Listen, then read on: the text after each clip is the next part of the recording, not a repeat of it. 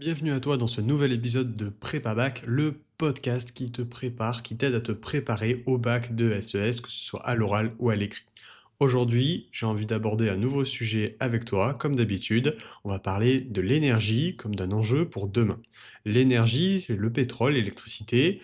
Quand est-ce que le quotidien va devenir un enjeu pour notre société? Est-ce que tu t'es déjà demandé pourquoi le prix de l'essence augmente autant certains mois plus que d'autres? Ou pourquoi ton abonnement d'électricité change de tarif au fil des années ou des mois? Et pourquoi ton bus scolaire fonctionne parfois avec du biogaz, du gaz, parfois de l'électricité ou parfois de l'essence tout simplement?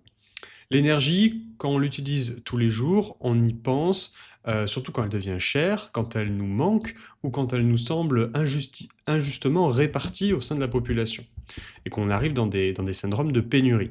Mais c'est aussi une formidable porte d'entrée pour comprendre la manière dont fonctionne notre économie, les inégalités au sein des sociétés, notamment quand on parle de matières premières comme l'énergie, et nos choix politiques et nos modes de vie. Allez, commençons par une évidence. Sans énergie, rien ne fonctionne. Pas de téléphone, pas de transport, pas d'usine, pas d'agriculture moderne, pas de service public non plus. L'énergie est la base invisible de toute activité économique. On peut même dire que que l'économie, c'est de l'énergie transformée. C'est un intrant fondamental, comme on dit en SES, dans l'économie moderne. C'est un facteur de production essentiel.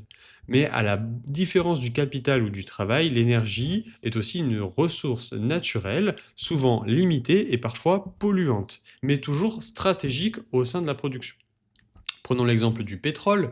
Encore aujourd'hui, même avec les efforts de transition énergétique, le pétrole reste le carburant largement dominant dans le monde et l'énergie largement dominante. Il alimente les voitures, les camions, les avions, il est indispensable au transport de marchandises, à la mobilité quotidienne des personnes et même à la production de certains plastiques ou matériaux industriels. Pourtant, c'est une ressource non renouvelable. Elle met des millions d'années à se former initialement et on l'extrait à un rythme très rapide. Ce déséquilibre structurel entre une ressource qui est limitée ou qui se reproduit très très lentement et une demande mondiale croissante crée une pression constante sur les prix, puisqu'on va avoir un syndrome de raréfaction de la ressource.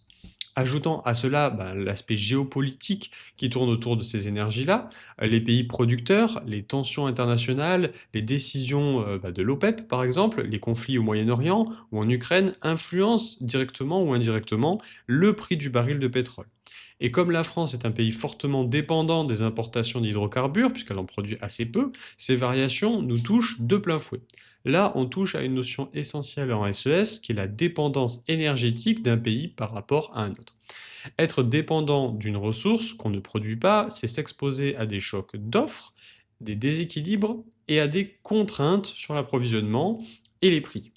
Et ça se traduit très concrètement par des hausses de prix à la pompe, notamment. Une hausse qui n'est pas simplement technique, mais qui devient aussi un problème social dans notre société moderne. Parce que tout le monde ne consomme pas l'énergie de la même manière et au même rythme. Celui qui habite en zone rurale, par exemple, si on prend un individu qui fait 40 kilomètres par jour pour aller travailler, il ne peut pas réduire sa consommation facilement que quelqu'un qui vit en centre-ville, par exemple, ou en grande ville, près d'un métro. Les hausses des prix de l'essence ou de l'électricité frappent donc plus durement certaines catégories sociales que d'autres. Et c'est là qu'intervient la notion d'inégalité sociale face aux énergies et face aux ressources primaires. C'est ce qu'on appelle la précarité énergétique.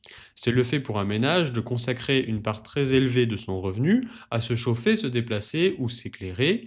C'est un vrai sujet d'injustice au sens économique qui s'est renforcé ces dernières années avec l'inflation énergétique, l'inflation des prix de l'énergie.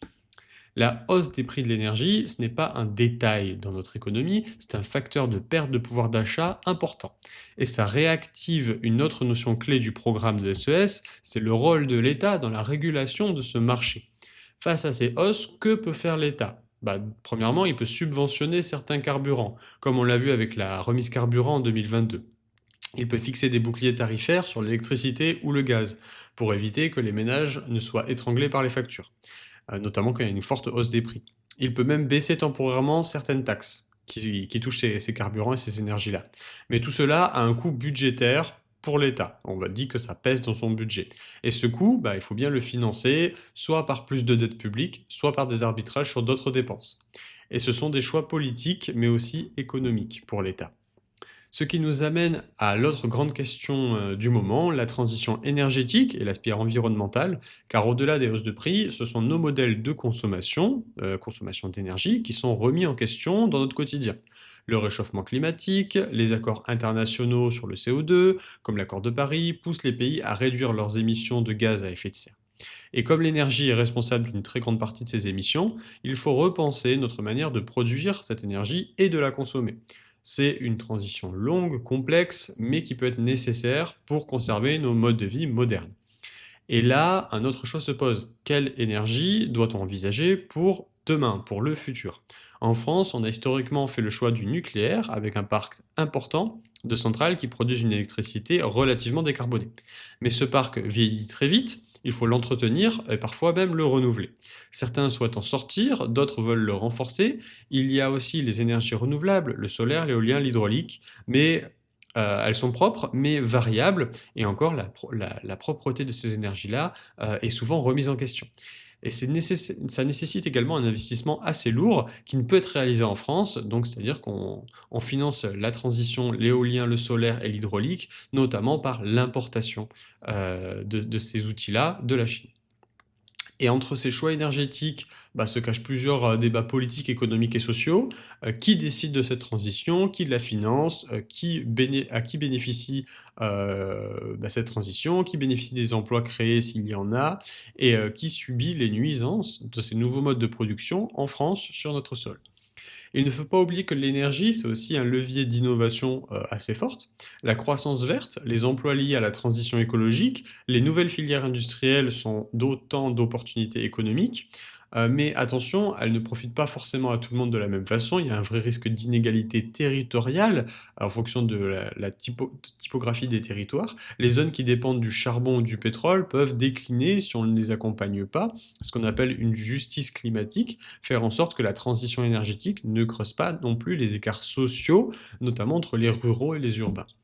Mais dans le même temps, l'électricité, elle devient centrale dans nos modes de vie modernes, pas seulement pour se chauffer ou s'éclairer, mais pour faire rouler les voitures, alimenter des data centers, remplacer les énergies fossiles dans l'industrie.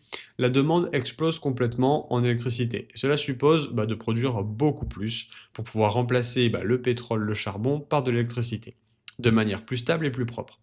Et donc, de se poser quelques choix de société. Faut-il construire plus d'éoliennes, même si certains habitants n'en veulent pas forcément devant chez eux? Faut-il relancer le nucléaire pour avoir une croissance d'électricité importante sur le réseau? Faut-il importer de l'électricité allemande, produite avec du charbon et qui pollue, mais ce ne sera pas fait chez nous en France?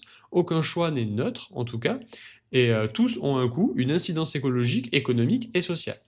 Et pour les élèves que vous êtes, tout cela, c'est pas abstrait, ça fait partie de votre programme et c'est également votre futur qui est en jeu. Le coût de votre mobilité, le type de logement que vous aurez, les métiers qui existeront demain et pourquoi vous allez engager des études dans le supérieur. L'énergie, ça structure votre avenir. Elle détermine aussi très concrètement votre condition de vie actuelle et future. Et c'est pour ça que les notions de SES, elles sont si utiles ici, parce qu'elles permettent de penser ces questions complexes avec de la rigueur, d'interroger les effets d'une politique publique aujourd'hui pour les conséquences de demain pour votre futur, d'identifier les acteurs, l'État, les entreprises, les consommateurs, de comprendre les arbitrages, les intérêts divergents qu'il peut y avoir entre les personnes, les limites du marché également. On peut aussi parler d'externalité. C'est une notion qui est fondamentale dans le programme. Quand une centrale à charbon produit de l'électricité, elle émet du CO2, elle pollue, elle affecte la santé des riverains. Ce sont des coûts qui ne sont pas intégrés au prix de l'électricité initialement. Ce sont des externalités négatives. Et c'est l'un des grands enjeux de l'économie contemporaine, faire en sorte que le prix reflète le vrai coût, c'est-à-dire réintégrer les externalités négatives sur le marché pour lui fixer un prix et une demande. Celui pour l'environnement, pour la société. Cela passe par des taxes, des quotas de carbone et des normes. Mais ces instruments sont parfois impopulaires. Souviens-toi du mouvement des Gilets jaunes, qui est né d'une taxe sur le carbone et sur le carburant. Quand la justice écologique entre en conflit avec la justice sociale, c'est là que la politique devient très délicate à mettre en place dans nos sociétés. Et pourtant, il faut agir très vite, voire même on est carrément en retard, parce que l'inaction coûte encore plus cher, parce que le dérèglement climatique fragilise les écosystèmes, augmente les catastrophes naturelles, crée des réfugiés climatiques et accroît encore plus vite les inégalités, les conflits sociaux et les problèmes de justice sociale.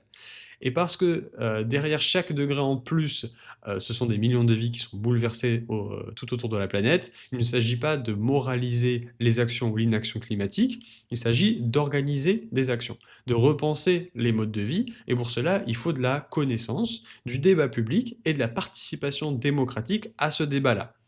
Alors, la prochaine fois que tu verras une pompe à essence, un panneau solaire ou une centrale électrique ou même ta facture d'électricité, souviens-toi, ce n'est pas juste de la technique, c'est de la politique, c'est de l'économie, c'est du social. C'est une part essentielle de ce que tu apprends en SES. Et c'est une part essentielle de ton quotidien et surtout de ton avenir, de notre avenir collectif. Allez, merci pour ton attention. À très vite pour un prochain épisode de Prépa Bac, le podcast qui t'aide à préparer ton bac en économie.